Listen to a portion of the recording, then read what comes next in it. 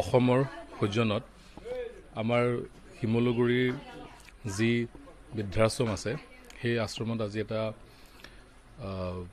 অনুষ্ঠান অনুষ্ঠিত হৈছিলে। তাত মোক নিমন্ত্ৰণ দিয়াৰ কাৰণে মই আহিলোঁ। প্ৰথমতে মই ক'ব বিচাৰোঁ যে এই যিটো আমাৰ মানুহৰ মাজত বিশেষকৈ আমাৰ আজিকালি এটা মানুহৰ মাজত কনচেপ্ট এটা হৈছে, বিভিন্ন ধৰণৰ আপোনাৰ ছ'চিয়েল মিডিয়াৰ পৰা আৰম্ভ কৰি মিডিয়াকে লওক, চবতে সদায় বৃদ্ধাশ্ৰমটো বিভিন্ন নিগেটিভ এটা চেন্সত দেখুওৱা হয় যে মানে মানুহে নিজৰ মাক দেউতাক বা যিবিলাক ৰিলেটিভ আছে বৃদ্ধাশ্ৰমত থৈছেগৈ বা ইত্যাদি বিভিন্ন ধৰণৰ কথা এটা নিগেটিভ ৱেত দেখুওৱা হয়। কিন্তু আচলতে বস্তুটো তেনেকুৱা নহয়। বৃদ্ধাশ্ৰমৰ খুব প্ৰয়োজন আছে।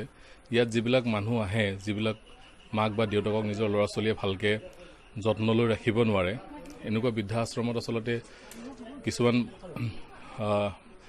তেওঁলোকক খুব ভালকৈ শুশ্ৰূষা কৰি তেওঁলোকক আচলতে এটা ধুনীয়া পৰিৱেশতহে ৰখা হয়, ধুনীয়া এটা পৰিৱেশত ৰখা হয়। আৰু যিবিলাক মানুহ ইয়ালৈ আহে তেওঁলোকো আচলতে দুখত নাথাকে। তেওঁলোকে ইয়ালৈ আহি পেলাই বিভিন্ন ধৰণৰ নতুন একে সমবয়সীয়া বন্ধু পায়, বিভিন্ন ধৰণৰ এক্টিভিটিজ কৰে, তেওঁলোকক খুব যত্ন কৰি ৰখা হয়।